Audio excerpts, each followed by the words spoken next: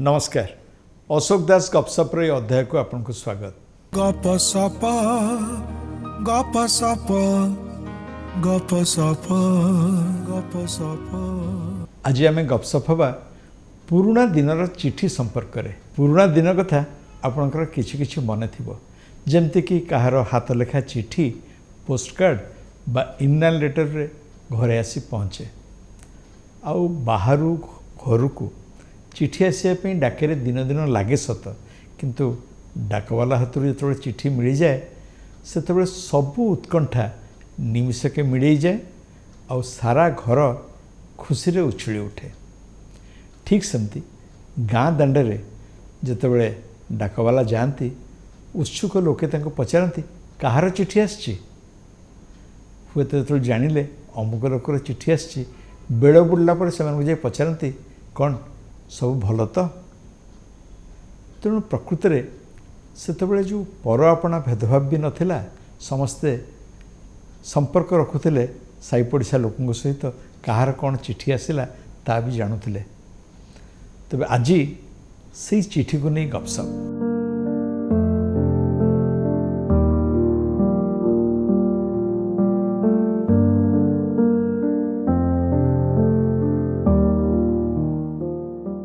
एबे सांगसाथी प्रियजन और संपर्कियों सह जोगाजोग बढ़ी सत किंतु संपर्क कमीची।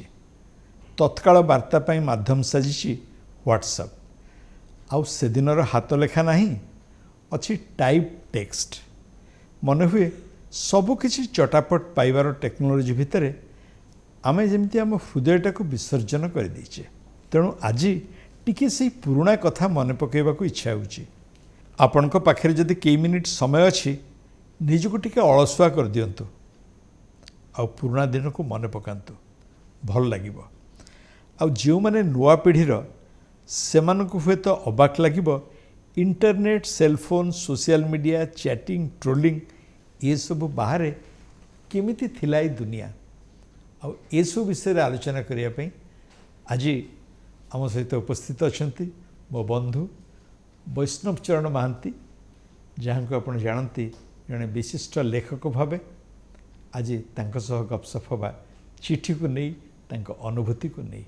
नमस्कार वैष्णव बाबू। नमस्कार नमस्कार। सब भल आज हठात मन है जे चिठी को लेकर आलोचना करवा कारण आपंकर निश्चय अनुभूति थी जे से जो युवा अवस्था प्रथम चिठी पाइबा बा चिठी लेखिबा से सब को नहीं आप आज कहले वैष्णव बाबू नमस्कार चिठी तो दे था लिखि था प्रिय वैष्णव बाबू मोर नमस्कार ग्रहण करेंगे नहीं और सीटा प्रकृत में माने मनरे अनेक कथा थाए जोटा कि हठात क्या देखिले मुहरे कही हुए किंतु चिठी रे लिखी हुए। सबुठ बड़ कथा हो सब कथा कही ना प्रेम कथाटा कौन कही हो कि सही कथा ही कहूँ जो आगे थिला प्रेम पत्र राति अनिद्रा ही लिखुले प्रेमिका लिखुला प्रेमिक लिखुला आप देखिए केते पत्रावली अच्छी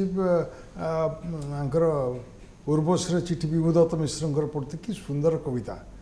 तेणु प्रेम पत्र से बहुत गुरुत्व दिया निमंत्रण पत्र थिला अन्य थिला बर्तमान तो प्रेम पत्र नहीं बर्तमान छाड़पत्र लिखा प्रेम पत्र आ कहीं लिखुना मोबाइल रे आई लव यू से कहला आई लव यू ठू बास हो गला तापर 4 दिन पर छाड़पत्र लिखा प्रेम पत्र ना बुड़ी गला। आप जो मोबाइल कथा कहले प्रकृत में गोटे चिठी रे जो भावनाटा व्यक्त करी हुए सेटा मोबाइल रे व्हाट्सएप रे संभव नुहे।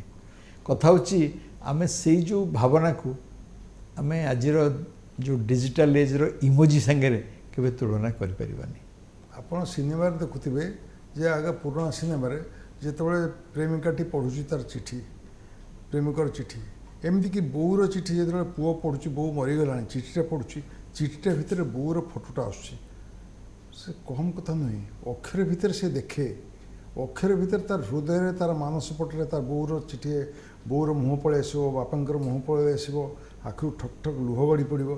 आजिकल फोन रे कथबार्ता केते जन आखिर लुह आसुची केते जन एमती हसुचंती से चिठी पढ़ी किए जो उद्दीपित हवा कथा उल्लसित हवा कथा से उल्लास ना से उद्दीपना ना चिठी भितर अक्षर तो नुह ସତରେ ଯେମିତି ହୃଦୟଟାକୁ ନିଗାଡ଼ି ଦେଇଥାନ୍ତି କଲମ ଭିତରେ ଯେମିତି ସତରେ ହୃଦୟ ନିଗାଡ଼ିକିରି ଭାବ ଗୁଡ଼ାକ ପ୍ରକାଶ ପାଇଯାଇଥାଏ କାଳି ହେଇଯାଇଥାଏ ରକ୍ତ ଗୁଡ଼ାକ ସତରେ କାଳି ହେଇଯାଇଥାଏ ସେମିତି କେଉଁଠି ଆସିବ ତା ଛଡ଼ା ମଧ୍ୟ ପରିବାର ଭିତରେ ଧରନ୍ତୁ କିଏ ପିଲା ପାଠ ପଢ଼ିବା ପାଇଁ ବାହାରକୁ ଯାଇଛନ୍ତି କି ଚାକିରି ପାଇଁ ଯାଇଛନ୍ତି ସେମାନେ ବାପା ମାଆଙ୍କୁ ଓ ବାପା ମା ସେମାନଙ୍କୁ ଏଇ ଯେଉଁ ଚିଠିର ଯେଉଁ ସମ୍ପର୍କ ଏବଂ ନିୟମିତ ବ୍ୟବଧାନରେ ଯଦି ଚିଠି ଖଣ୍ଡେ ନ ମିଳିଲା ସେ ମନ ଭିତରେ ଯେଉଁ ଭାବନା ସୃଷ୍ଟି ହୁଏ ସେଇଟା ପ୍ରକୃତରେ ସେଇଟା ଗୋଟେ ଅଲଗା କଥା ଥିଲା ସେତେବେଳେ ଦେଖନ୍ତୁ ଆପଣ ଯେତେ ଅଫିସ୍ ଦେଖୁଛନ୍ତି ଆପଣ କହୁଛନ୍ତି DPI ଅଫିସ୍ କହୁଛନ୍ତି PW ଅଫିସ୍ କହୁଛନ୍ତି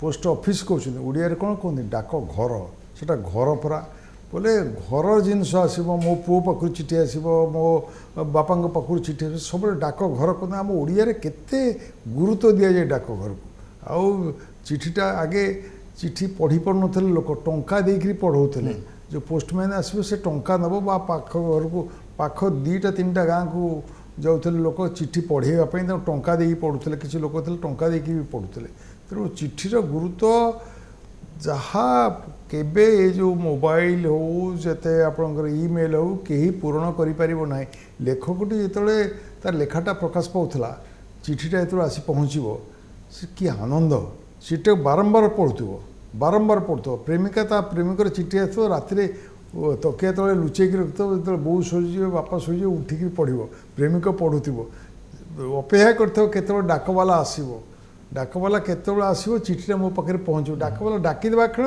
ତରବର ହେଇକି ଆଗେ ଯାଇକି ଚିଠିଟା ଘିନି ଆସିବ ଚିଠିଟା ପୁଣି ଲୁଚେଇ ଦେବ ଚିଠି ଦିଆ ହେଉଥିଲା କ'ଣ ନା ବହି ଭିତରେ ଖାତା ଭିତରେ ଲୁଚେଇକି ଚିଠି ରଖାଯାଉଥିଲା ଲୁଚେଇକି ପଢ଼ା ଯାଉଥିଲା ପ୍ରକୃତରେ ମାନେ ଡାକବାଲା ଯେତେବେଳେ ଆସିକିରି ଡାକ ଦିଅନ୍ତି ଚିଠି ଏଇ ଡାକଟା ଶୁଣିବା ମାତ୍ରେ ତ ଘର ଭିତରେ ଯେତେ ଲୋକ ଥିବେ ସମସ୍ତେ କାହାର ମୋର ଆସିଲା କି ତାଙ୍କର ଆସିଲା କ'ଣ ଆସିଲା କ'ଣ ନାହିଁ ତ ସେଇଟା ଗୋଟେ ପ୍ରକୃତରେ ଗୋଟେ ଭିନ୍ନ ଅନୁଭୂତି ଥିଲା ସେ ସମୟରେ ଯେଉଁଟାକି ହଜିଗଲାଣି ଏବେ ତାପରେ ଚିଠି ଭିତରେ ପ୍ରେମିକା ଚିଠି ଦେଇଥିବ ଓଠରେ ରଙ୍ଗ ଲଗେଇକିରି ତା ଦେହରେ ଛପେଇ ଦେଇଥିବ ସେ ଚିଠିଟା ଯେତେବେଳେ ପ୍ରେମିକ ପାଖରେ ପହଞ୍ଚିବ ସେ ଯେଉଁ ପ୍ରକାର ଆନନ୍ଦ ସେ କେବଳ ଅନୁଭବୀ ହିଁ ଅନୁଭବ କରିପାରିବେ ଅନ୍ୟ କେହି ଅନୁଭବ କରିପାରିବେନି ଏବଂ ଯାହା ମୁଁ କହୁଥିଲି ମାନେ ଆଜିର ହ୍ୱାଟ୍ସଆପ୍ ଯୁଗର ଇମୋଜି ତା ତୁଳନାରେ କିଛି ନୁହେଁ ଯେଉଁଟାକି ସେମାନେ ନିଜ ହସ୍ତାକ୍ଷରରେ ଯାହା ଚିଠି ଲେଖୁଥିଲେ ଏବଂ ସେଥିରେ ଯେଉଁ ଭାବନା ବ୍ୟକ୍ତ କରୁଥିଲେ ତ ଆଜି ମାନେ ଆସିବା ଆଗରୁ ମୁଁ ଫେସବୁକ୍ରେ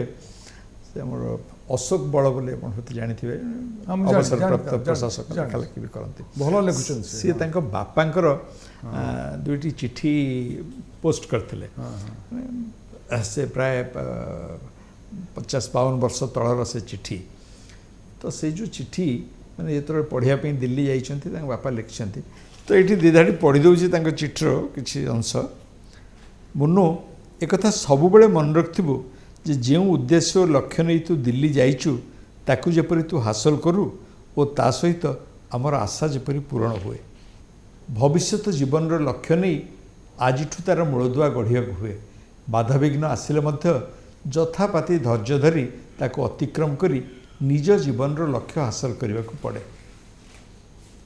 ମୁଁ ଦିନେ 2 ଦିନ ମଧ୍ୟରେ ତୋ ପାଖକୁ 100 ଟଙ୍କା ପଠାଇବି ମନି ଅର୍ଡ଼ରରେ ତୁ ସେଇ ଟଙ୍କାରେ ଆସିଲା ବେଳେ କିଛି ଉଲ୍ ଘରକୁ ଆଣିବୁ ତ ଏମିତି ଅନ୍ୟାନ୍ୟ କଥା ଲେଖିଛନ୍ତି ମାନେ କଥା ହେଉଛି ଗୋଟେ ଚିଠିରେ ଜଣେ ବାପା ଯେଉଁ ଭାବନା ବ୍ୟକ୍ତ କରୁଛନ୍ତି ସେ ତ ଅଶୋକ ବି ତାଙ୍କ ସେଇ ନୋଟ୍ରେ ଲେଖିଛନ୍ତି ଫେସବୁକ୍ରେ ଯେ ସେ ଜାଣନ୍ତିନି ଯେ ତାଙ୍କ ବାପାଙ୍କର ଯେତେ ଆଶା ଥିଲା ତାକୁ ସେ କେତେ ପୂରଣ କରିପାରିଛନ୍ତି କିନ୍ତୁ ଏଇଟା ସତ ଯେ ବାପାଙ୍କର ଏଇ ଚିଠି ତାଙ୍କୁ ବହୁତ ଅନୁପ୍ରାଣିତ କରିଥିଲା ନାଇଁ ଏଇ ଯେଉଁ ଅଶୋକଙ୍କ ଚିଠିଟା ଆପଣ ପଢ଼ିଲେ ସେ ତାକୁ ସାଇତିକି ରଖିଛନ୍ତି ଦେଖନ୍ତୁ ମୋ ପାଖରେ ମୋତେ ଚିଠି ଦେଇଥିବା ମୋ ପାଖରେ ଶ୍ରୀମତୀ ମାଳତୀ ଚୌଧୁରୀଙ୍କ ଚିଠି ଅଛି ଡକ୍ଟର ହରେକୃଷ୍ଣ ମହତାବଙ୍କ ଚିଠି ଅଛି ଡକ୍ଟର ଶ୍ରୀରାମଚନ୍ଦ୍ର ଦାସଙ୍କ ଚିଠି ଅଛି ପ୍ରଫେସର ପଠାଣି ପଟ୍ଟନାୟକଙ୍କର ଚିଠି ଅଛି ପ୍ରଫେସର ଜାନକୀ ବଲ୍ଲଭ ମହାନ୍ତିଙ୍କର ଚିଠି ଅଛି ପ୍ରଫେସର ଚିତ୍ତରଞ୍ଜନ ଦାସଙ୍କର ଚିଠି ଅଛି ମନୋଜ ଦାସଙ୍କର ଚିଠି ଅଛି ମୁଁ ତାକୁ ନେଇ ଗର୍ବ କରେ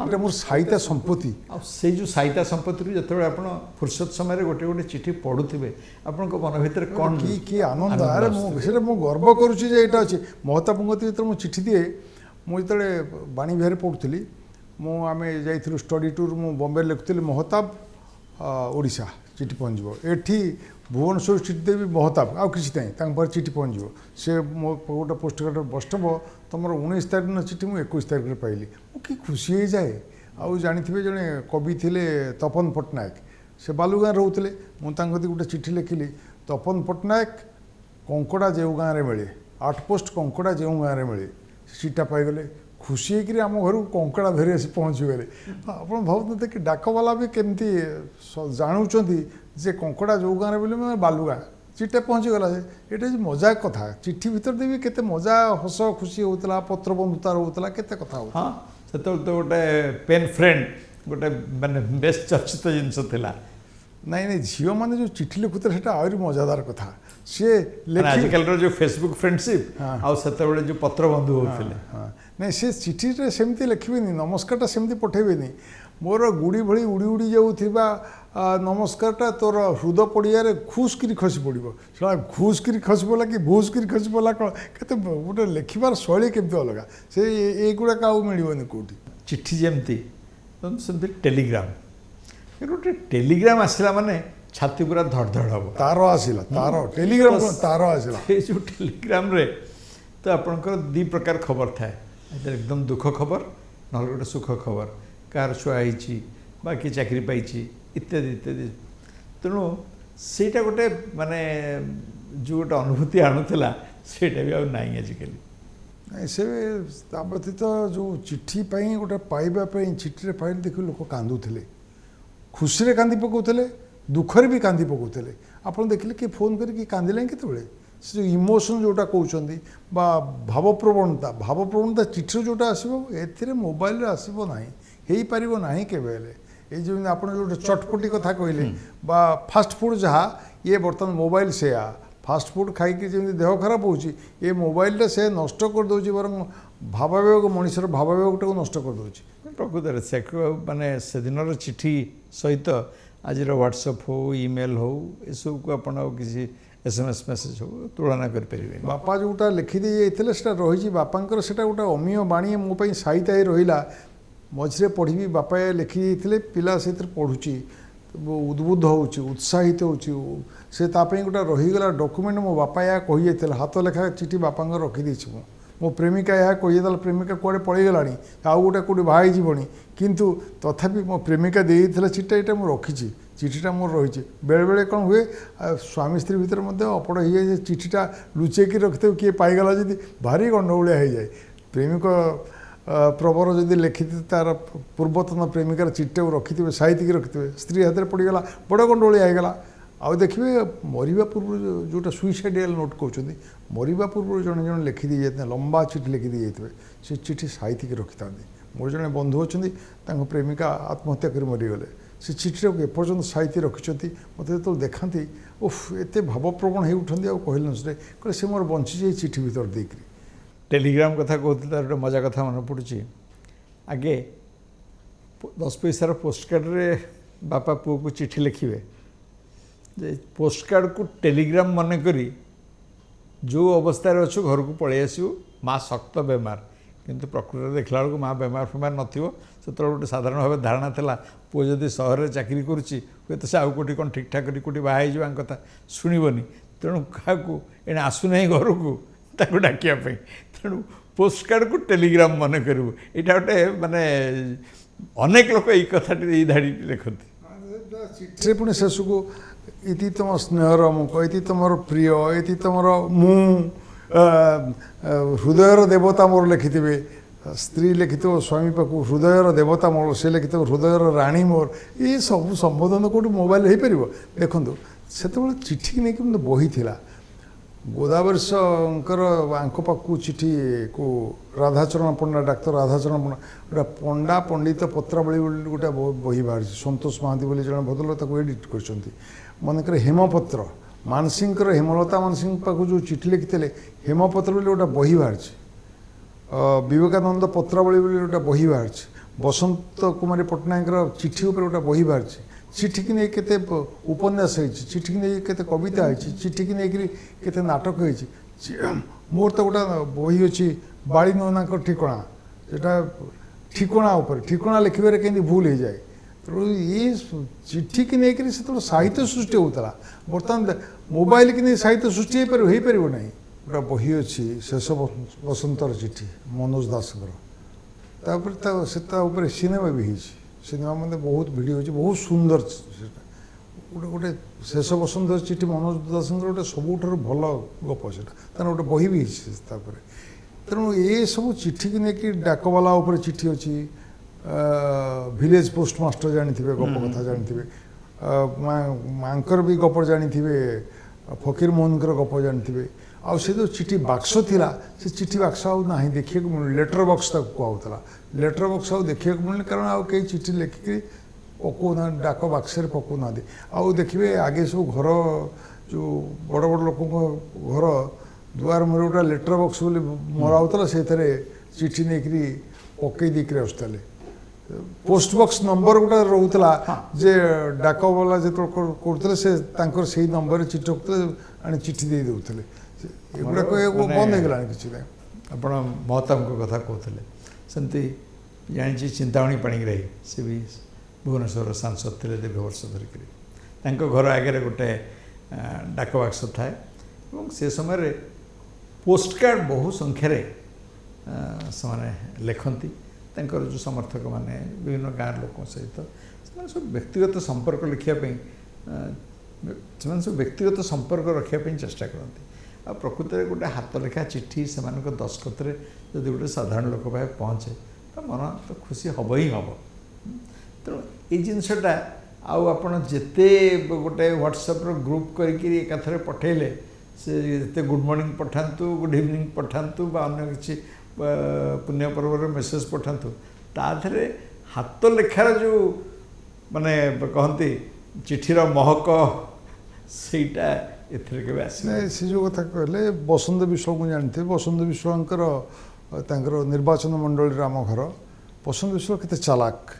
ଚିଠି ଯାଇକରି ଗାଁରେ ଜଣ ଜଣଙ୍କ ପାଖରେ ପହଞ୍ଚି, ବସନ୍ତ ବିଶ୍ୱାଳ ମନ୍ତ୍ରୀ ଥିଲେ, ଚିଠି ଯାଇକରି ଲେଖାଦେଲେ ବସନ୍ତ ବିଶ୍ୱାଳ ଲେଖିଛନ୍ତି ଅମୁକଙ୍କ ପାଖକୁ, ହରମୋହନ ବାବୁ କେମିତି ଅଛନ୍ତି, ଭଲରେ ଥିବେ ବୋଲି ଆଶା କରୁଛି, ପିଲାମାନେ ଭଲରେ ଥିବେ, ଭଗବାନ ଆପଣଙ୍କୁ ଭଲରେ ରଖନ୍ତୁ। ସେ ସେଇଥିରେ ଉଦ୍ବୁଦ୍ଧ ହେଇଗଲା, ବସନ୍ତ ବିଶ୍ୱାଳ ମୋ ପାଖକୁ ଚିଠି ଦେଇଛନ୍ତି। ଇଏ କ'ଣ କମ୍ ବଡ଼ କଥା? ତେଣୁ ଲୋକଙ୍କୁ ପ୍ରଭାବିତ କରିବା ପାଇଁ ଚିଠି ଯେଉଁ ପ୍ରକାର ପ୍ରଭାବ ପକାଉଥିଲା, ସେ କଥା ଆପଣ ବର୍ତ୍ତମାନ ଦେଖିବେ ଫୋନ୍ ଆସୁଛି, ମୋଦିଙ୍କର ଫୋନ୍ ଆସୁଛି, ୟାଙ୍କର ଫୋନ୍ ଆସୁଛି, ସେଥିରେ କ'ଣ ପ୍ରଭାବ ପକାଉଛି? କିଛି ପ୍ରଭାବ ପକାଇବନି। କିନ୍ତୁ ଚିଠିଟା ସାଇତିକି ରଖୁଥିଲେ, ସେ ନେଇ ଦେଖାଉଥିଲେ ପାଖ ଲୋକ, ଏଇ ଦେଖ ମୋ ପାଖକୁ ବସନ୍ତ ବିଶ୍ୱାଳ ଦେଇଛନ୍ତି, ଏଇ ଦେଖ ମୋ ପାଖକୁ ମହତାବ ଦେଇଛନ୍ତି। ସେ ଚିଠିର ଯେଉଁ ପ୍ରଭାବ, ସେ ପ୍ରଭାବଟା ଏଠି ମିଳିବନି। ଆଉ ବର୍ତ୍ତମାନ ଦେଖିବା, ଆଉ ଚିଠି ତ ବନ୍ଦ ହେଇଗଲାଣି, କେବଳ ଚିଠି ହେଉଛି ଅଫିସିଆଲ୍ ଲେଟର୍। ସେ ଅଫିସିଆଲ୍ ଲେଟର୍ ବୋଧେ ଆଉ ସେ ଅଫିସିଆଲ୍ ଲେଟର୍ ବୋଧେ ଆଉ ସେ ଆଉ ଯାଉନି, ଡାକରେ ଯାଉନି, ଇମେଲ୍ରେ ପଠାଇଦେଲେ ସେ ଗଲା ସେଇଥିରେ। ଆଉ ଅଫିସିଆଲ୍ ଲେଟର୍ ସବୁବେଳେ ୟୁଅର୍ସ ଫେଥଫୁଲ୍, ସବୁଯାକ ଅନଫେଥଫୁଲ୍ କାମ କରାଯାଏ ଗୋଟେ ଅଫିସିଆଲ୍ ଇଏରେ, ସେଇଥିରେ ସବୁବେଳେ ଲେଖନ୍ତି ୟୁଅର୍ସ ଫେଥଫୁଲି। ଆଗେ ତ ଆପଣଙ୍କର ସରକାରୀ ସବୁ ସରକାରୀ ଅଫିସରେ ତ ଯେତେ ଚିଠି, କିଛି ଆପଏଣ୍ଟମେଣ୍ଟ ଲେଟର୍, କିଛି ଇନଫର୍ମେସନ୍, କିଛି ସବୁକିଛି ତ ଚିଠିରେ ହିଁ ଯାଉଥିଲା ବିଭିନ୍ନ ଲୋକଙ୍କ ପାଖକୁ। ଆଉ ତ କିଛି, ଏବଂ ସେତେବେଳେ ସର୍ଭିସ୍ ଷ୍ଟାମ୍ପ, ସରକାରୀ ଦପ୍ତରରେ ଯେଉଁ ଚିଠି ଯାଏ ସେ ଗୋଟେ ସର୍ଭିସ୍ ଷ୍ଟାମ୍ପ ଲାଗୁଥିଲା। ଆଉ ବର୍ତ୍ତମାନ ଆପଣ ଦେଖନ୍ତୁ ପୋଷ୍ଟ ଅଫିସକୁ ଯାଆନ୍ତୁ, ଆଉ ସେ ଯେଉଁ ପୋଷ୍ଟକାର୍ଡ଼, ଇନର ଲେଟର୍, ଲଫାପା, ତାହାର ବିକ୍ରି କେତେ କମିଗଲାଣି। ଆଉ ନାଇଁ କମିଗଲା ନାହିଁ, ନାହିଁ। ବର୍ତ୍ତମାନ ଯିଏ ରିସର୍ଚ୍ଚ କରୁଛନ୍ତି ସେଇମାନେ ଦେଖ, ଆପଣ ପୋଷ୍ଟ ଅଫିସ୍ ଯାଆନ୍ତୁ, ଆପଣ ପୋଷ୍ଟକାର୍ଡ଼ଟା କିଣିବାକୁ ପାଇବେନି। ପୋଷ୍ଟକାର୍ଡ଼ କ'ଣ ବୋଲି ପିଲାଙ୍କୁ ପଚାରିଲେ, ଆଜିକାଲି ସ୍କୁଲ ପିଲାଙ୍କୁ ପଚାରିଲେ ପୋଷ୍ଟକାର୍ଡ଼ କ'ଣ, ଇନର ଲେଟର୍ କ'ଣ, ସେ କିଛି କହିପାରିବେନି। ଯେଉଁ ପୋଷ୍ଟକାର୍ଡ଼, ଇନର ଲେଟର୍ ପାଇବେନି, ଆପଣ କେଉଁଠି ପାଇବେନି। ଆଜିର ଯେଉଁ ପିଢ଼ି, ସେମାନେ ପ୍ରକୃତରେ ହାତରେ କିଛି ଚିଠି ଲେଖୁନାହାନ୍ତି, କିନ୍ତୁ ସେଇ ଯେଉଁ ଅନୁଭୂତିଟା ସେମାନଙ୍କର ରହିବା ଦରକାର। ଆଉ ମୁଁ ଭାବୁଛି ଯେଉଁ ଆମ ପିଢ଼ିର ଯେଉଁ ଲୋକମାନେ ଅଛନ୍ତି, ସେମାନେ ମଧ୍ୟ ଏ ଦିଗରେ କିଛି କାମ କରିପାରନ୍ତେ, ଯାହାଫଳରେ କି ସେଇ ଅନୁଭୂତିଟା ସେମାନେ ପାଆନ୍ତେ ବା ତାଙ୍କୁ ଉତ୍ସାହିତ କରନ୍ତେ, ହଁ ଏମିତି ଚିଠି ଲେଖ। ଦେଖନ୍ତୁ, ଚିଠିର ଅନ୍ୟ ନାଁ ହେଉଛି ଭାଷା। ମୋର ଭାଷା ଆସିଛି, ମୋର ବାତେନି ଆସିଛି ବୋଲି ପିଲା ଆଗେ ଗାଁ ଲୋକ ଭାଷା ମାନେ ଦେଖିଲେ, ଯେହେତୁ ଜଣେ ଲୋକ ଲେଖୁଛି, କଲମରେ ଲେଖୁଛି, ଦେଖିବେ ସେ ତାର ନିଜର ମାତୃଭାଷାର ଉନ୍ନତି ଘଟିବ। ବା ସେ ଯେଉଁ ଭାଷା, ଇଂରାଜୀ ଜାଣିଥାଉ, ହିନ୍ଦୀ ଜାଣିଥାଉ, ଓଡ଼ିଆ ଜାଣିଥାଉ, ଯେଉଁ ଭାଷାରେ ଜାଣିଥାଉ, ଚିଠିଟା ଲେଖୁଛି, ତା ଲେଖିବାର ଅଭ୍ୟାସ ହେଲା ଏବଂ ଭାଷା ଉପରେ ତାର ରହିବ ଗୁରୁତ୍ୱ ରହିବ। କିନ୍ତୁ ମୁହଁରେ କହିଦେବାର ତ, ଯିଏ ପାଠ ନ ପଢ଼ିଛି ବି ସେ ମୁହଁରେ କହିଦେଇ ପାରୁଛି ନା, ଅକ୍ଷର ସହିତ ସମ୍ପର୍କ କିଛି ରହିଲାନି। ତେଣୁ ଚିଠିଟା କେବଳ ଅକ୍ଷର ସହିତ ସମ୍ପର୍କ ରଖୁଥିଲା, ଅକ୍ଷର ସହିତ ସମ୍ପୂର୍ଣ୍ଣ ଦୂରେଇ ଯାଉଛନ୍ତି ବର୍ତ୍ତମାନ। ଯାହାଫଳରେ ଯେଉଁମାନେ ଏତେ ବଡ଼ ବଡ଼ ଲୋକ ଅଛନ୍ତି, ଆପଣ ଆମେ କହୁଛୁ ଓଡ଼ିଆ ଲୋକ କହୁଛନ୍ତି, ଓଡ଼ିଆରେ ଖଣ୍ଡେ ଓଡ଼ିଆରେ କହିପାରନ୍ତି, କଥା କହିପାରନ୍ତି, ଓଡ଼ିଆ ଦୁଇ ଧାଡ଼ି ଲେଖିପାରୁନାହାନ୍ତି, ଠିକ୍ ଭାବେ ଲେଖିପାରୁନାହାନ୍ତି। ତେଣୁ ସେଥିରେ କ'ଣ ଭାଷା ବି ମଧ୍ୟ ବୁଡ଼ି ବୁଡ଼ି ଯାଉଛି। ବହୁତ ପ୍ରଭାବ ରହିଥିଲା ଚିଠିର ଭାଷା ପ୍ରତି। କାରଣ ଚିଠି ଯଦି ଆପଣ ଘରକୁ ଚିଠି ଲେଖିଲେ ବା ସାଙ୍ଗସାଥିଙ୍କୁ ଚିଠି ଲେଖିଲେ ଏବଂ ଓଡ଼ିଆରେ ଚିଠି ଲେଖିଲେ, ତ ପ୍ରକୃତରେ ଏଇ ଚିଠି ଲେଖା ପ୍ରକ୍ରିୟା ଭିତରେ ତ ଭାଷାଟା ବି ଆପଣ ଆୟତ୍ତ କରୁଥିଲେ ନା। ତାପରେ ଦେଖନ୍ତୁ ବାହାଘର ଗୋଟେ ହେଉଛି, ବାହାଘର ସମ୍ବନ୍ଧ ପ୍ରତିଷ୍ଠା କରାଯାଏ। ବାହାଘର ଯେଉଁଠି କରାଯାଏ, ବାହାଘରରେ ଯେତେବେଳେ ଆମର ଜାଇ ଅନୁକୂଳରେ ପ୍ରଥମେ ଚିଠି ଦେବା ଆରମ୍ଭ ହେବ, ବନ୍ଧୁ ନିମନ୍ତ୍ରଣ। ପ୍ରଥମେ ଆମେ ଜଗନ୍ନାଥଙ୍କ ପାଖକୁ ଚିଠି ପଠାଉ, ତାପରେ ଯିବ ମାମୁଁ ଘରକୁ। ସେ ଯେଉଁ ଚିଠି ଦେବା କଥା, ଆମେ ଠାକୁରଙ୍କ ପାଖକୁ ମଧ୍ୟ ଚିଠି ଲେଖୁଥିଲୁ। ଇଏ କ'ଣ କମ୍ ବଡ଼ ଏ ଓଡ଼ିଆ ଜାତି ଚିଠି ଦେବାରେ କେତେ ପ୍ରବୀଣ, କେତେ ଚିଠିକି ଗୁରୁତ୍ୱ ଦିଏ। ତାଙ୍କ ଚିଠି ଯିବ, ଆଉ ଯଦି ମରିଗଲା, ଯେତେବେଳେ ମରିଯିବା ବେଳେ ଆମେ ସେପଟେ ତାକୁ ଆଉ ଚିଠି କୁହାଯାଏ, ଚିଟଉ ଚାଳିବା କୁହାଯାଏ। ଯଦି ମରିଗଲା ଗୋଟେ ଲେଖାଯିବ ଇଏରେ ଖାଲି କଳା ଅକ୍ଷରରେ ଲେଖାଯିବ, ନାଲି ଅକ୍ଷର। ଚିଠି ଲେଖିବାରେ ପୁଣି ବାହାଘର ନିମନ୍ତ୍ରଣ ପତ୍ର ଲେଖାଯିବ ଠିକଣା ସହ ନାଲି ସ୍ୟାହିରେ। କିନ୍ତୁ ଯଦି ମୃତ୍ୟୁ ସମ୍ବାଦ ଗଲା, ସେଟା କଳା ସ୍ୟାହିରେ ଲେଖାଯିବ, ସେଟା ଯିବ, କାରଣ ସେଟା ଦୁଃଖର ସମ୍ବାଦ। ଆପଣ ଭାବନ୍ତୁ କେତେ ଗୁରୁତ୍ୱ ଦିଏ ଚିଠି। ସେଇଥିରେ ଚିଠି ପ୍ରକାଶ କରିଦେବ ଯେ ଏଇଟା ହେଉଛି ଭଲ କଥା ଆସିଛି ବା ଖରାପ କଥା ଆସିଛି। ଏଇ ଯେଉଁ ଚିଠି ଆମର ପ୍ରକୃତରେ ଆମେ ନୂଆ ପିଢ଼ି ଭୁଲିଗଲେଣି, ସେମାନେ ଜାଣନ୍ତିନି କ'ଣ। ଏବଂ ପୁରୁଣା ପିଢ଼ି ଯେଉଁମାନେ, ସେମାନେ ଚିଠିର ଅନୁଭୂତି ଅଛି, କିନ୍ତୁ ଆଉ ସେ ଲେଖାଲେଖି ବି ବନ୍ଦ ହେଇଗଲାଣି କହିଲେ ଚଳେ। ତ କ'ଣ କିଛି ଉପାୟ ଅଛି ଯାହାଫଳରେ କି ଆମର ଏଇ ଯେଉଁ ଚିଠି ସଂସ୍କୃତି, ସେଟାକୁ ଆମେ ଟିକେ ବଞ୍ଚେଇ ରଖିପାରିବା? ନାଇଁ ଦେଖନ୍ତୁ, ମୁଁ କିଛି ପତ୍ରପତ୍ରିକା ସେମାନେ ଯେତେବେଳେ ଲେଖୁଛନ୍ତି, ଗୋଟେ ଲେଖା ବାହାରିଲା, ଲେଖକର ଶେଷକୁ ଇମେଲ୍ ଆଡ୍ରେସଟା ଦେଉଛନ୍ତି। ମୁଁ ବାରମ୍ବାର କହୁଛି, ମୁଁ ଆଜ୍ଞା ଇମେଲ୍ ଆଡ୍ରେସ୍ କାହିଁ ଦେଉଛନ୍ତି? ଆପଣ ଦିଅନ୍ତୁ ତାଙ୍କର ଡାକ ଠିକଣାଟା ଦିଅନ୍ତୁ। ଡାକ ଠିକଣାଟା ଦେଲେ କ'ଣ ହେବ? ଡାକ ଠିକଣା ଦିଅନ୍ତୁ ଏବଂ ଟେଲିଫୋନ୍ ନମ୍ବର ଦିଅନ୍ତୁ ନାହିଁ, ତାଙ୍କୁ ଦିଅନ୍ତୁ। ସେ ଅନ୍ତତଃ ଚିଠି ଖଣ୍ଡେ ଲେଖିକି ଦେବେ, ଚିଠିଟା ପହଞ୍ଚୁ। ଆଉ ତାପରେ ଜାଣିଛନ୍ତି, ବର୍ତ୍ତମାନ ଡାକ ବିଭାଗରେ ମଧ୍ୟ ଚିଠି ବାଣ୍ଟିବାର ବନ୍ଦୋବସ୍ତ ନାହିଁ। ମୁଁ ଶୁଣୁଛି ଯେ ଯେଉଁ ଚିଠି ପାଇଁ ଗୋଟେ ନିର୍ଦ୍ଦିଷ୍ଟ କରିଦିଆଯାଇଛି ଭୁବନେଶ୍ୱର 2ଟା 4ଟା ଇଏ, ଯେଉଁମାନେ ଚିଠି ଡେଲିଭରି ପାଇଁ ସେ ନିର୍ଦ୍ଦିଷ୍ଟ ପୋଷ୍ଟ ଅଫିସ୍ ଅଛି, ଅନ୍ୟ ପୋଷ୍ଟ ଅଫିସ୍ରେ ଦେଇପାରିବେନି। ଯଦି ଆପଣ ସ୍ପିଡ଼ ପୋଷ୍ଟରେ ପଠାଇବେ ବା ଆପଣ ପାର୍ସଲ ପଠାଇଲେ, ସେଥିପାଇଁ ସ୍ପିଡ଼ ପୋଷ୍ଟ ସେ ଯେଉଁଦିନ ପହଞ୍ଚିଲା ସେଇଦିନ ନେଇଦେବେ। ଆଉ ଏ ଚିଠିକି କେହି ଖାତିର କରୁନାହାନ୍ତି। ଏ ଗଲା ଅର୍ଡ଼ିନାରୀ ଚିଠି ମାନେ ଗଲା, ସେ କେଉଁଠି ପଡ଼ିଥିବ। ଚିଠିର କଚ୍ଛପ ଗତି ଜାଣିଥିବେ, ବାହାରୁଥିଲା ଆଗେ ଚିଠିର କଚ୍ଛପ ଗତି।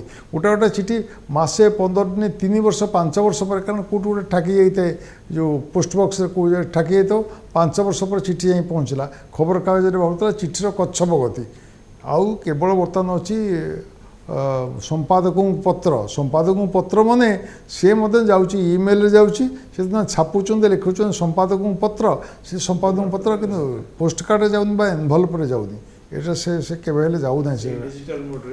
ସେୟା, ତେଣୁ ଏଇ ହେଉଛି ଅସୁବିଧା କଥା। ଆଉ କ'ଣ କରାଯିବ? ତେଣୁ ମୁଁ ଭାବୁଛି ଆଜିର ଏଇ ପଡ଼କାଷ୍ଟ ପରେ ଆମେ ସମସ୍ତଙ୍କୁ ଅନୁରୋଧ କରିବା ଯେ ଫୁର୍ସତ ପାଇବା ମାତ୍ରେ ନିକଟସ୍ଥ ଡାକଘରକୁ ଯାଆନ୍ତୁ, ପୋଷ୍ଟକାର୍ଡ଼ କିମ୍ବା ଇନାଲ ଲେଟର୍ କିଣନ୍ତୁ ଏବଂ ସେଇଥିରେ ହାତରେ ଚିଠି ଲେଖନ୍ତୁ। ସାଙ୍ଗସାଥି, ପ୍ରିୟଜନ, ଯାହାକୁ ଇଚ୍ଛା କରନ୍ତୁ ଲେଖନ୍ତୁ। ବେଶୀ ପଇସା ତ ଖର୍ଚ୍ଚ ନୁହେଁ। ଏବଂ ସେମାନଙ୍କୁ ବି ଅନୁରୋଧ କରନ୍ତୁ ଯେ ସେମାନେ ବି ଆପଣଙ୍କୁ ତାର ଉତ୍ତର ଦିଅନ୍ତୁ। ଅନ୍ତତଃ ଏଇ ପ୍ରକ୍ରିୟାଟା ଯଦି ଆମେ ସୃଷ୍ଟି କରିପାରିବା, ଅନ୍ତତଃ ଏଇ ପ୍ରକ୍ରିୟାଟାକୁ ଯଦି ଆମେ ଉତ୍ସାହିତ କରିପାରିବା ଅନ୍ୟମାନଙ୍କ ଭିତରେ, ତାହେଲେ ହେଉଛି କିଛି କିଛି ଜଣଙ୍କଠୁ ଅନ୍ୟ ଜଣକୁ, ତାପରେ ଅନ୍ୟ ଜଣକୁ, ଏମିତି ହେଇକିରି ସୀମିତ ଆକାରରେ ହେଲେ ବି ଅନ୍ତତଃ ଚିଠିକୁ ଆମେ ଭୁଲିବାନି। ମୁଁ ଏବେ ମୋ ନାତୁଣୀ ପାଖକୁ ଚିଠି ଲେଖିଛି, ସେ ରହୁଛି ଦିଲ୍ଲୀରେ। ମୁଁ ଲେଖିଛି, ଦେଖେ ଜେମା, ଏ ଚିଠିଟାକୁ ତୁ ସାଇତିକି ରଖିବୁ। ତୁ ଜେଜେ ହୁଏତ ନଥିବ, ଏ ଚିଠି ଥିବ। ଆଉ ତୁ ସେଠି ରହିଲୁ ଯେହେତୁ ବାହାରେ, ତୁ ଇଂରେଜୀ ଅକ୍ଷର ଶିଖିଲୁ, ଓଡ଼ିଆ ମାତୃଭାଷା ଶିଖିଲୁନୁ। ମୁଁ ତୋ ପାଖରେ ଓଡ଼ିଆରେ ଲେଖୁଛି। ମୋର ବିଶ୍ୱାସ ତୁ ଓଡ଼ିଆ, ତୁ ବହୁତ ଭଲ ପଢ଼ୁଛୁ, ତୁ ଓଡ଼ିଆ ଅକ୍ଷର ଶିଖିବୁ ଏବଂ ମୋ ଚିଠି ପଢ଼ିବୁ। ଭବିଷ୍ୟତ ତୁ ଏଇ ଚିଠିଟାକୁ ସାଇତିକି ରଖିବୁ ବା ବାନ୍ଧିକି ରଖିବୁ, ମୁଁ ଜାଣିନି। ଏ ଚିଠି ତତେ ମନେ ପକାଇଦେବୁ, ତୋର ଗୋଟେ ଜେଜେ ଥିଲେ, ତ ସେଇ ଏଇ ଜେଜେ ଚିଠିଟା ଦେଇଥିଲେ ଏବଂ ତତେ ଏଇ କଥା ଲେଖିଥିଲେ। ତେଣୁ ଏଇଟା ସାହିତ୍ୟିକ ରଖିବୁ। ମୁଁ ଯେତେବେଳେ ସେ ଚିଠି ଲେଖିଲି ମୋ ଆଖିରେ ଲୁହ ରହିଲାନି, ଭାବିପାରିଲିନି। ମୁଁ କହିଲି ମୁଁ ଦିନେ ହୁଏତ 15 ବର୍ଷ ପରେ, 20 ବର୍ଷ ପରେ, 30 ବର୍ଷ ପରେ ମୋ ନାତୁଣୀ ବାହା ହେଇଯାଇଥିବ, ମୋ ଚିଠିଟା ପଢ଼ିବ, ମୋ କଥା ମନେ ପକାଇବ। ଏଇଟା କେଉଁ ଫୋନ୍ କରିଥିଲେ ହେଇଥାନ୍ତା, ଲେଖିଥିଲେ ହେଇଥାନ୍ତା? କିଛି ହେଇପାରିବନି ଆଜ୍ଞା। ଏଥିରେ ଚିଠିର ଯେଉଁ ପରମାନେଣ୍ଟ ଭ୍ୟାଲ୍ୟୁ ଅଛି, ଯେଉଁ ଆବେଗିକ ସମ୍ପର୍କ ଅଛି, ଯେଉଁ ସମୟ ଭିତ୍ତିକ ମୂଲ୍ୟବୋଧ ଅଛି, ସେଗୁଡ଼ା ଚିଠିରେ ଅଛି, କିନ୍ତୁ କେଉଁଥିରେ ମିଳିବ ନାହିଁ। ମଣିଷ ପଣିଆ ସେଇଥିରେ ଉଦ୍ରେକ ହେବ। ଆପଣ ଜଣଙ୍କୁ ଉତ୍ସାହିତ କରିପାରିବେ, କଥା କହିବେ ତ କଥା ତ ଉଡ଼ିଯିବ ନା ଆଜ୍ଞା, କଥା ଉଡ଼ିଯିବ, କିନ୍ତୁ ଲେଖାଟା ରହିଥିବ, ସବୁଦିନ ପାଇଁ ଲେଖା ହେଇକି ରହିଥିବ। ପ୍ରକୃତରେ ଆମେ ଯେତିକି ଆମେ ଶିଖେଇ ପାରିବା ଆମ ଦ୍ୱାରା ଯାହା ସମ୍ଭବ ହେବ। ଏ ଧରନ୍ତୁ ଯେମିତି ଆପଣ କହିଲେ ଆପଣଙ୍କ ନାତୁଣୀକୁ ଚିଠି ଲେଖିଛନ୍ତି, ମୋର ସେମିତି ଆମେରିକାରେ ରହୁଥିବା ନାତୁଣୀ, ସେ ତା ବାପା ମା ତାକୁ ଏତେ ଓଡ଼ିଆରେ କଥା କହୁଛନ୍ତି ସଦାବେଳେ ଘରେ, ସେ ଆମ ସାଙ୍ଗରେ ସ୍ପଷ୍ଟ ଓଡ଼ିଆରେ କଥାବାର୍ତ୍ତା କରୁଛି ଏବଂ ଏବେ ମୋତେ କହିଛି ତା ପାଇଁ ଓଡ଼ିଆ ବହି ନେଇକରି ଯିବା ପାଇଁ। ତ ପ୍ରକୃତରେ ଏଇଟା ଗୋଟେ ନିର୍ଭର କରୁଛି ନିଜର ମାନସିକତା ଉପରେ। ଆମେ ଏଇ ଚିଠି ସଂସ୍କୃତି ମାଧ୍ୟମରେ ବି ଆମେ ଆମର ଭାଷା ପାଇଁ କିଛି କରିପାରିବା। ଖ୍ୟାତନାମା ପ୍ରବନ୍ଧିକ ଚିତ୍ତରଞ୍ଜନ ଦାସଙ୍କର ଗୋଟେ ବହି ଅଛି, ଡେନମାର୍କ ଚିଠି। ତାଙ୍କ ସାନ ଭାଇ ବସନ୍ତ ପାଖକୁ ସେ ଲେଖିଛନ୍ତି, ଏତେ ମୋଟା ବହି। ସେ ଡେନମାର୍କରୁ ସବୁବେଳେ ଚିଠି ସେ ଲେଖୁଥିଲେ। ସେ ଚିଠି ଭିତରେ କେତେ ପ୍ରେରଣା ଅଛି, ସାନ ଭାଇକି ମଣିଷ କରିବା ପାଇଁ କି ପ୍ରକାର ଲେଖା ଅଛି, କି ପ୍ରକାର ଉତ୍ସାହ କ'ଣ ଅଛି, ଆପଣ ଦେଖିବେ। ପ୍ରତ୍ୟେକ ଭାଇ ପଢ଼ିବା ଦରକାର ଯେ ବଡ଼ ଭାଇ ସାନ ଭାଇ ପାଖକୁ କ'ଣ ଲେଖିଛି, ତାଙ୍କ ଲେଖାପଢ଼ା ଠାରୁ ଆରମ୍ଭ କରି ଚରିତ୍ର ଗଠନ ଠାରୁ ଆରମ୍ଭ କରି ସେ କ'ଣ କରିବେ, କ'ଣ କଲେ ଭବିଷ୍ୟତ ଉନ୍ନତି ହୋଇପାରିବ, ସେ ଭାଇ ଲେଖିଛନ୍ତି ଡେନମାର୍କ ଚିଠି, ଗୋଟେ ପ୍ରସିଦ୍ଧ ବହି। ସେ ବସନ୍ତ ଦାସ ବର୍ତ୍ତମାନ ପ୍ରଫେସର ବସନ୍ତ ଦାସ ବୟସ୍କ ହେଇଗଲେଣି। ବସନ୍ତ ଦାସଙ୍କ ଉପରେ ଲେଖିଥିଲେ, ଚିତ୍ତରଞ୍ଜନ ଦାସ ଲେଖିଥିଲେ ସେ ବହି। ଆମେ ଚିଠି ବିଷୟରେ କଥା ହେଲେ, ଯାହାକି ଏବେ ହଜି ହଜି ଗଲାଣି ସେଇ ସଂସ୍କୃତି। ଆଶା କରିବା କିଛି କିଛି ଚିଠି ଲେଖିବା ଏବଂ ସେଥିରୁ ବେଶ କିଛି ଖୁସି ପାଇବା। ମୁଁ ଭାବୁଛି ଆଜିର ପଡ଼କାଷ୍ଟ ଦେଖିବା ପରେ ହୁଏତ ଆପଣମାନଙ୍କ ଭିତରୁ କାହା କାହା ମନରେ ଆଗ୍ରହ ସୃଷ୍ଟି ହେଉଥିବ, ପୁଣି ଟିକେ ଚିଠି ଲେଖନ୍ତେ। ଆଉ କି ହୁଏତ ଭାବୁଥିବେ ଯେ କାହାକୁ କ'ଣ କହିବାର ଥିଲା କହିପାରି ନାହାନ୍ତି, ଆଉ ସେ ଲୋକ ବି ଏବେ ଇହ ଜଗତରେ ନାହାନ୍ତି। ତେଣୁ ସେମିତିକା ତାଙ୍କ ଉଦ୍ଦେଶ୍ୟରେ ଚିଠି ହେଉ ବା ଆପଣ ନିଜେ ନିଜକୁ ଲେଖନ୍ତୁ, ଆମ ଜରିଆରେ ଲେଖନ୍ତୁ। ଆମ ଠିକଣା ହେଲା ସଂକଳ୍ପ ଟିଭି, ସାଇ ମନ୍ଦିର ସାମ୍ନା, ଇନଫୋସିଟି ରୋଡ଼, ଭୁବନେଶ୍ୱର 24। ଆପଣଙ୍କ ହାତ ଲେଖା ଚିଠି ପାଇଲେ ଆମେ ତାକୁ ଭିନ୍ନ ଭାବରେ ଉପସ୍ଥାପିତ କରିବାର ଏକ ଅଭିଳାଷ ରହିଛି। ଯଦି ବେଶ କିଛି ସଂଖ୍ୟକ ଚିଠି ମିଳେ ତାହେଲେ ଆମେ ନିଶ୍ଚୟ ପୁଣି ଆପଣଙ୍କ କଥା ଅନ୍ୟମାନଙ୍କ ପାଖରେ ପହଞ୍ଚାଇ ପାରିବା।